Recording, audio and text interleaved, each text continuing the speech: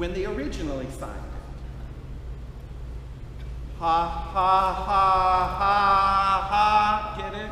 I was in 4th grade when they originally signed it. Oh, yeah. Good. Okay, you're with me. So I just wanted to see it, you know, and just to enjoy my vacation, to get out and so forth. Well, while I was there, my old alma mater is there. And so I thought I'd just share a little bit about my background. This is Biola. This is the school that I attended right after high school, where I studied to be a pastor. It has changed a ton since I was there, back in the late 80s, believe it or not. I attended in the late 80s. So this is right outside of the baseball field as you drive in. This was something new. This is a huge mural that's on the back of a parking lot that shows the original Biola building. Biola stands for Bible Institute of Los Angeles, and it was originally in downtown Los Angeles. I don't know if you remember this big sign up here, the Jesus Saves sign. Okay, that was Biola. This was founded in 1908. 1908. It's one of the oldest, continuously existing conservative evangelical Christian colleges in the country. People often ask me, well, what church is it affiliated with? And the truth is, it's not affiliated with any church. But if you had to pick, I would say you would say Baptist. Most of the people that attended there, if they were any denomination, they were Baptist. So yes, the original Jesus Saves sign. These are the original bells that were at the Bible Institute of LA that are now transferred. The Bible Institute of LA, Biola University, is in La Mirada, California. So it's near Knott's Berry Farm. It's about 3 or 4 miles, not 3 or 4 miles. I would say it's about 8 miles away from there. I remember when I stayed at Biola, we would go to Knott's for like their chicken dinner things, you know, and stuff. You know, a lot of the students would do the haunt during Halloween for extra money. That would be a second job for them. I never did. I never liked the Halloween haunt, but that's another story. This is one of the murals that was painted right outside of the cafeteria on Biola. This is inside the Biola bookstore. So you can get everything related to Biola there.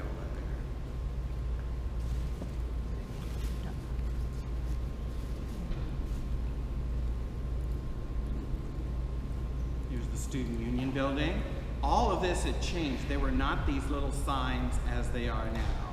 But it just shows you the kind of university that it is. I mean, there's a student missionary union. Missionary outreach was a big part of Biola. Twice a year, there were 2 major conferences that all students, full-time students, had to attend as part of your enrollment. The one in the fall was called Torrey Bible Conference, where they would bring in outside speakers, and you had basically a conference for free, even though you were paying tuition for it.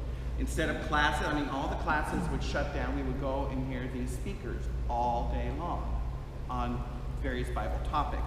Well, in the spring, they would have their missionary outreach. And the reason is that it was a good opportunity for a lot of these missionary outreach organizations to come in and recruit people for summer missions. So the students would sign up and go to Africa or China or Central America, or there would be other outreaches like Ex-Mormons for Jesus. That was another missionary organization. One year, they had Mission to Catholics International. I've never forgotten it. What is Mission to Catholics International? It is a Protestant organization that's still alive and well today, whose sole charism, if you will, is to convert Catholics out of the Catholic Church. Yes. And Mormons, they to convert them out of Yes. to just Protestant. Just evangelicalism, yeah. Yes.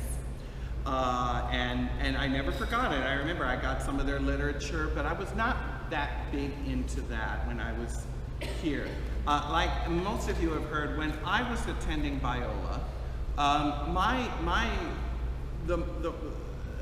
when I used to do evangelistic outreach, the majority of people I would run into were either Jehovah's Witnesses or Mormons. There would be an occasional Catholic I would run into, but for the most part, they would just shut me down. They just say, I'm Catholic, thank you, goodbye, and that would be about it. And the more I tried to press them on their faith, no, I'm Catholic, thank you, goodbye, and that would be it. And I thought, my God, you know, I felt very sad for them, really, when I would evangelize. It's true, and at least Mormons and Jehovah's Witnesses would engage you. They would argue scriptures with you. They would argue, and the main part that they would argue, both groups would argue, is Jesus God or not? So Catholics were the toughest nut to crack. Well, they weren't so much a tough nut, they were just an indifferent nut. They just didn't care, you know? And I mean, that was my early impression of Catholics, is that they were just indifferent and they had no idea about what they believed because they wouldn't engage with me. And, you know, so be it. Here's our gymnasium, which doubles as our chapel. When you go inside, this is the motto of Biola University. Above all, give glory to God.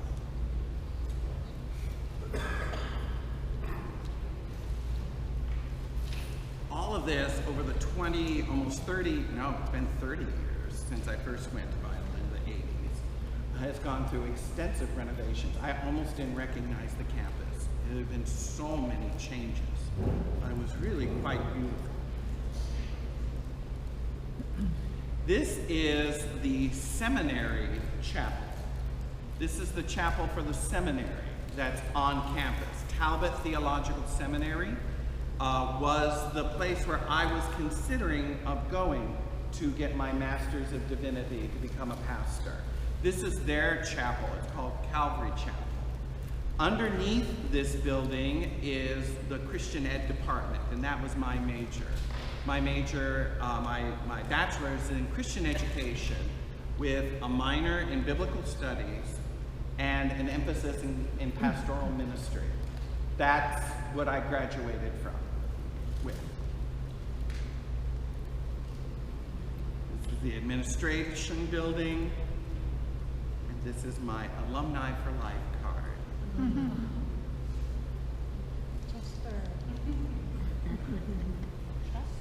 Yes, that's my real name. Only the government calls me that. I know it's the government or my credit card's calling me when they say, may we speak to Chester, please? Because no one knows me by that. No, we know. No one knows me. Call you Chester. Chester. Chester? Chet. No, that's my father. Oh, your Chet father's is my Chet? father. I'm Chip. My father and I have So the same Chester. name. Yes. Yeah, Chester. Because I know someone whose name is Chester. Chip, what's the enrollment? I'm sorry? What is the enrollment deal? That's interesting. When I went to the alumni department to get my card, I asked them, I said, there have been a lot of changes. When I attended Biola back in the late 80s to early 90s, the enrollment was between 2,500 and 3,000. According to the Alumni Association, it's now up to 6,500. Wow. So it's more than doubled in the last 30 years. So that's part of the reason why they can afford all of these changes, all that tuition. So yes, like it's one of the biggest, like I said, one of the biggest, oldest Christian universities in the United States. It's not, I wouldn't say it's the oldest, but I would say it is kept to its evangelical heart. Yes? What do you attribute to the surge in evangelical in America versus Catholicism? I mean, Catholicism is still the largest religion as far as Worldwide, yes. But not in America. There's just been this surge in America of evangelicalism. Well, America, the United States was founded on Protestantism, not Catholicism. So that has given it its edge up since its foundation. So that's why. I believe Catholics comprise around 20% of the religious in the United States. Those who claim a religion, I believe we're 20%. Is it 25%? You could look that statistic up, but it's much greater as far as evangelical Protestantism and other denominations.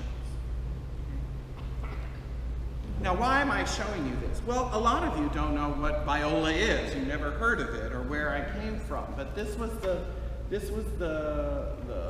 college that I went to right out of high school, where I wanted to become a pastor. And it was very nostalgic to walk on the campus again after so long. I hadn't been there, oh geez, probably 20 or more years. And it was just, I remembered, you know, being on there. I remembered what it was like. I remember the church I attended, the Vineyard, and how I was very involved in ministry back then.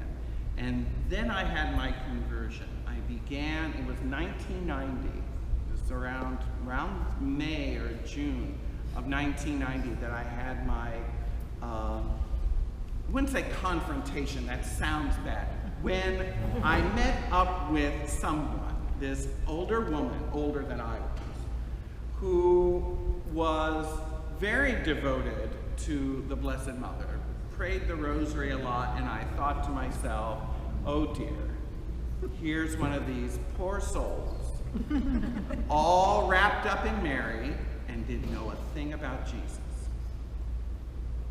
And I set out to evangelize her at this carnival that I was at with a friend of mine.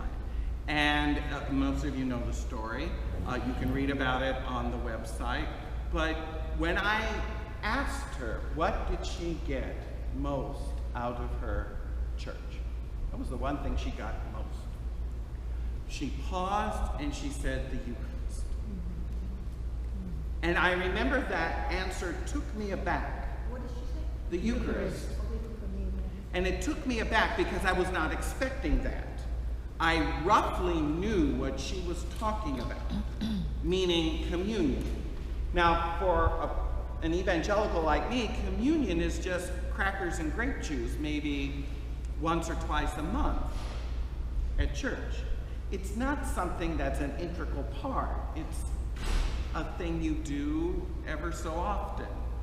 But for her to say that after she went on and on and on and on and on and on and on about her devotion to Mary, I thought was very odd. So when I left, I did my research. I started to, because whenever I was confronted by someone who was a non-Christian in my mind, Mormons, Jehovah's Witnesses, etc., I had to know what they thought, if you will, from the horse's mouth, to be able to properly answer it. So I set out to read Catholic sources about Catholic beliefs, because there's no better way to refute a belief than to get it from their own sources. Your sources say, not mine, say this and that, oh, and this is where it's wrong. And the first thing I started researching was the Eucharist. Wrong thing to do if you want to stay Protestant. Wrong thing to do. And many of you know the story. I was just amazed that, one, the Catholics believe that the Eucharist, the host, at the time of consecration, is no longer bread.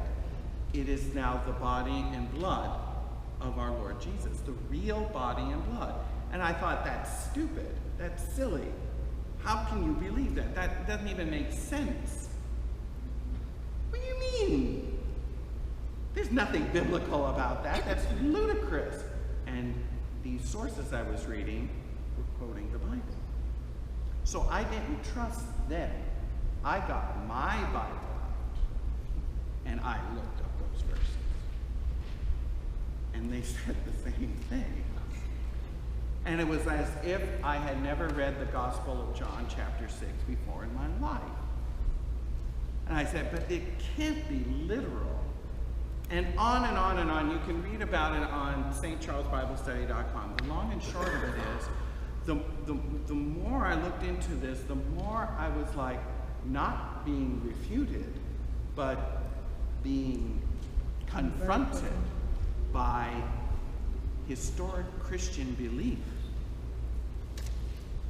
No one in church history ever doubted the Eucharist, either in the West or in the Eastern churches, until really the 16th century. Until the 16th, no, it was, I mean, they doubted Jesus' divinity. They doubted the Trinity. There were many councils that were called by the early church to define who the person of Jesus was, what the Trinity was. But no one defined the Eucharist because it was never under dispute. Everyone just accepted it. For 1,600 years, no one even questioned it. In the Eastern churches or the Western churches. And I thought,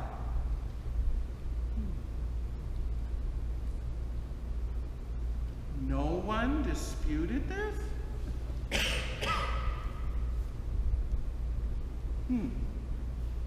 They can't be right, because what about purgatory? What about indulgences? What about Mary? You know, and I'm on and on. Well, the long and short of it is, it brought me to this parish. This is St. Gregory the Great that I've been talking about with the infamous Bible study that I've been mentioning. But this is the parish. It's a beautiful parish in Whittier. This is the outside. This is the entrance into St. Gregory. I had a friend of mine say, oh, it's St. Gregory's, the great church.